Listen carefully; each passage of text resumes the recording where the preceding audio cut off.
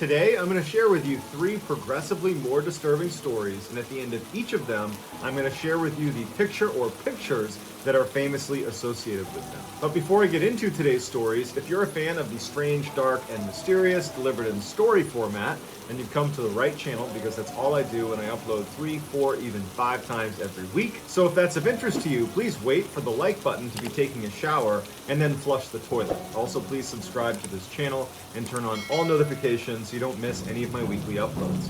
All right, let's get into today's stories.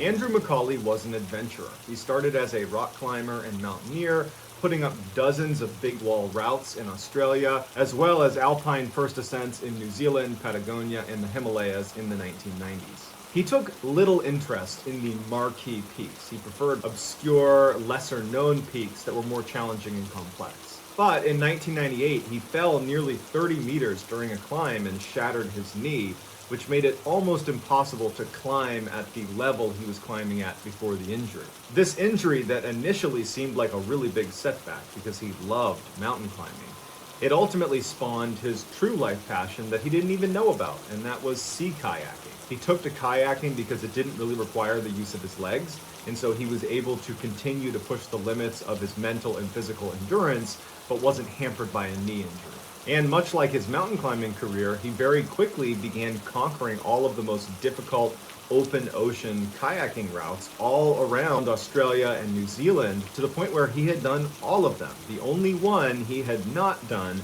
was the Tasman Sea. Andrew estimated it would take him approximately 1 month or maybe a little bit longer to cross the 1,000-mile journey. Now, his biggest obstacle was not going to be his own physical or mental endurance. It was going to be the weather, because you're going to be out on the water for at least 30 days. There really isn't a weather window you can shoot for. You can't time this journey so you don't hit a storm. It's more about when you hit the storms, how will your kayak hold up? Other kayakers that had attempted going across the Tasman Sea had used these custom-built kayaks that had these elaborate canopies over the top of them, and they had these self-righting systems where if it flipped, it automatically popped right back up. But Andrew wanted to do it with just a basic kayak. He didn't want all the bells and whistles. He wanted this to be kind of pure. But he did need to create a sort of system to protect himself in the middle of one of these storms. And so he literally went into his backyard and constructed this fiberglass that looked like a trash can that sat over his cockpit on the kayak that he could remove and put on the back of his kayak. And then if he wanted to sleep, he could put it over him, and it was sealed and watertight. And it would protect him from the storm, and if he flipped over, he wouldn't just sink and drown. He called this dome Casper, and he painted a big smiley face on it. And so after months and months of preparing for this journey, finally on January 11th, 2007, Andrew would kiss his wife and his young son goodbye. He would hop in his kayak along with Casper, and he would set sail on his solo journey across the Tasman Sea. For the first 2/3 of the trip, it seemed to be going extremely well. Andrew was checking in regularly on his radio. He had enough food and water. His kayak was holding up. Casper was holding up great at night, so he was able to get some sleep. But some really bad storms that he was anticipating began rolling in kind of all at once in that final third of the journey. During one particularly bad storm, Andrew would remain locked underneath Casper for 28 straight hours as these 30-foot waves would just wreak havoc outside, flipping his kayak over multiple times. I mean, just absolutely terrifying stuff. Inside his kayak, he had this beacon that if he pushed the button, it would send a GPS signal to the rescue crew that would immediately come out and they would save him. And the whole time he's getting thrashed around out in the middle of the ocean, he never presses the button. Because much like he didn't want to have all the bells and whistles on his kayak, he also didn't want any help. So instead, he would send kind of sarcastic text messages to the people on shore, making light of the situation he was in. Like during this storm, he sent a text message that just said, "No picnic today." 12 days after that particular storm, where he was locked inside for 28 hours, he had made it to within 80 miles of the finish line. And so he texts his wife and just says, "See you Sunday at 9 a.m. This was on a Thursday. And so when his wife, Vicky, gets this text message, she's so excited. She gets together everybody that wants to meet him at the finish line. And in fact, they all go there early on Thursday to just hang out and camp out until he arrives. But 24 hours after that text message was sent to his wife, Andrew would send a distress signal to the New Zealand Coast Guard. On the recording, Andrew sounds desperate. He also sounds deeply fatigued, or maybe even hypothermic, and he's pleading with them to come rescue him because his kayak is sinking. At first, people, including the Coast Guard, thought this could be a hoax, because Andrew was so competent out on the water, and he had just gotten in touch with his wife the day earlier saying, everything's great, I'm almost done, I've made it past all the hard stuff, I'll see you on Sunday. But of course, they still send out a search crew that night to look for Andrew. They can't find him, so the next day, on Saturday, they expand their search and they do find Andrew's kayak, except Andrew's not in it. The only thing missing was the canopy to the kayak. The rest of the kayak seemed to work just fine. His distress beacon had not been pressed, his GPS was still there, and his camera was still there. No one knows what happened to Andrew in his final hours before he ultimately disappeared. The prevailing theory is he must have been capsized and separated from his kayak, and then was unable to either get back to it or even climb back in because he was so tired. This is the final picture that was taken on Andrew's camera, and you can tell from his expression that he's not particularly happy to be in the situation he's in. And in fact, in some of the earlier video clips he shot, he actually says to the camera that he feels like he bit off more than he could chew, and that he wishes he could just be home with his wife and his son. Despite extensive search efforts, Andrew was never found. In 2005, Addie Hall met Zach Bowen when they were both bartending in New Orleans. Addie liked to give Zach a really hard time and kind of played the mean girl as her way of flirting with him. But really what she was doing is testing Zach to see if he could put up with her, because she had a mean streak. She would have these crazy, angry outbursts and would yell and scream at people around her, and then she'd turn it off just like that. And she needed to make sure that he could put up with her. Zach, it would turn out, had his own mean streak and his own angry outbursts. And so in many ways, they were very similar. Many of Zach and Addie's friends that were around them in those first few weeks they were together did not think this relationship would last very long because of how often they fought with each other. But it just so happened that Zach and Addie had met one another just weeks before Hurricane Katrina came through New Orleans and just devastated the area. And so before it arrived, Zach and Addie decide, let's stick it out. Let's stay here together. Let's ride this storm out together. And it was actually that storm that brought them together, and they both fell madly in love with each other and became totally inseparable. After the storm cleared, Zach and Addie went out into the streets and began cooking food for people, and they had all this alcohol in their apartment, and they set up a makeshift bar outside in the French Quarter and were just giving away drinks to these people whose lives had been devastated by this storm. Their tale of love and colorful survivalism attracted many media outlets, including the New York Times, who did a feature on them. For a time, Zach and Addie felt like the king and queen of the French Quarter, and they were so happy. But when reality set back in, and the real cleanup ensued, and electricity was restored, and people started moving back into their homes, and people started going to work again, Zach and Addie were forced back into their old lifestyle, something neither of them wanted to experience again. So for the next year, Zach and Addie struggled to make ends meet.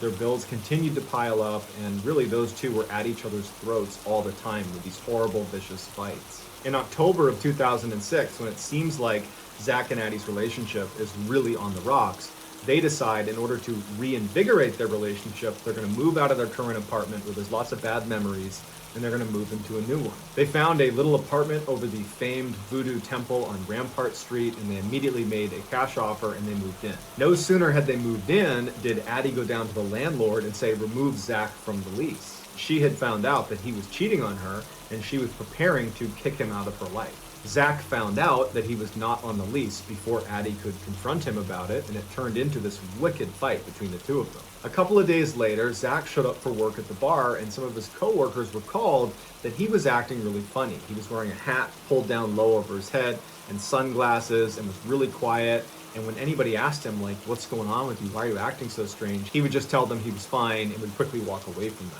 Around the same time, Addie stopped showing up for work at all. And her coworkers turned to Zach and said, where's Addie?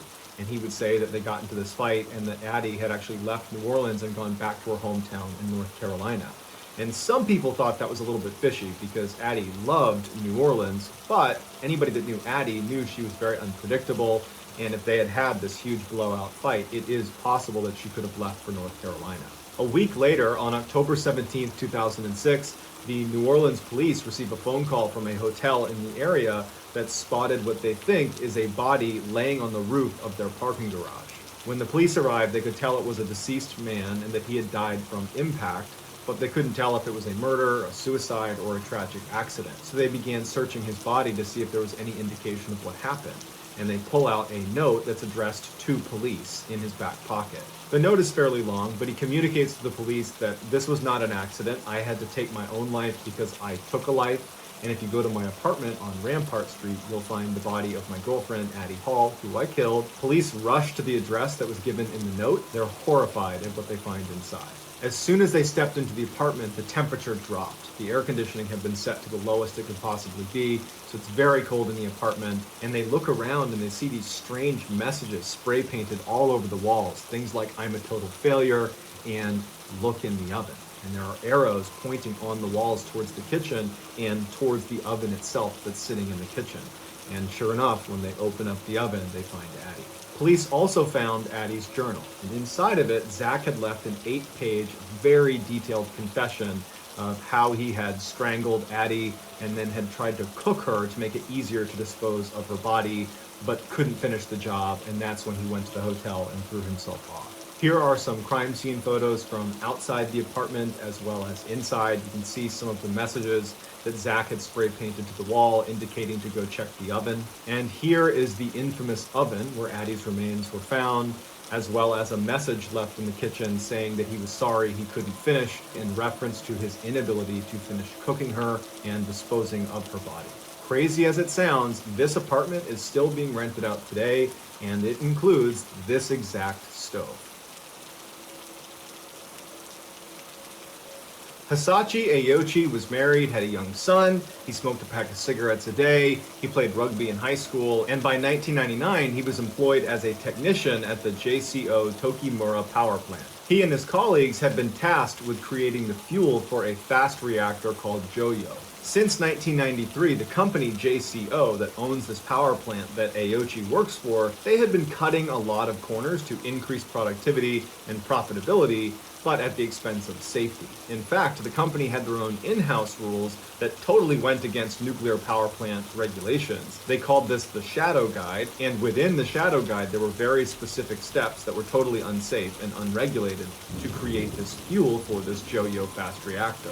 On September 30th, 1999, Aochi was creating this Joyo fuel, and he was leaning over this large steel containment tank, and he was holding a funnel. One of his colleagues was above the tank, pouring in this potent solution through the funnel into the tank. The tank they were using, that was prescribed under the Shadow Guide, was not actually designed to hold the amount of radioactive materials that were being put inside of it. And so as Aochi and his colleague are creating this mixture, a very dangerous event occurred known as criticality. One of the survivors, who was sitting away from the tank behind a desk, described this event as being an extremely loud bang followed by this blue flash that filled the entire room. And what that blue light was extremely high levels of radiation, and because Aochi was the one kind of leaning over the tank, it all went right through him. By the time a rescue crew got in the room to help them, Aochi is uncontrollably vomiting and he's lightheaded and dizzy. He does not have any physical wounds. This was not an explosion, so there's no lacerations or anything on his body. But he had been exposed to 17 sieverts of radiation, which is the highest amount of radiation any human being has ever been exposed to in documented history. Aochi was airlifted to a hospital, and doctors and nurses were actually kind of amazed at how well he was doing in those first few days. Again, he did not have any burn marks or anything on his body. He did have a little bit of redness on his right arm, which was positioned directly over the tank when this criticality event occurred, but he was in good spirits and was even joking around with the staff about how he can't wait to get home. In reality, Aochi died as soon as he was exposed to that criticality event and received 17 sieverts of radiation. He was in what's known as walking ghost phase, where due to high levels of radiation, all of his chromosomes had been obliterated, which meant his body did not have a blueprint to reproduce cells. So basically, he appeared alive and well because his body had created all of these cells in his body before the accident, but as those cells died off, they would not be reproduced, which means in walking ghost phase, your body is turning into a corpse, but you're alive to watch it happen. Tragically, after doctors discovered this about his condition and they informed Aochi of what was going on, Aochi did not seem to think there could be that serious of consequences for being exposed to that level of radiation. He felt like he was in the clear. He had made it past a couple of days. He thought maybe at worst he would develop leukemia later in life because he thought that was a thing with radiation. And really his concern was that he might have to stay in the hospital for a little bit longer. He just wanted to go home.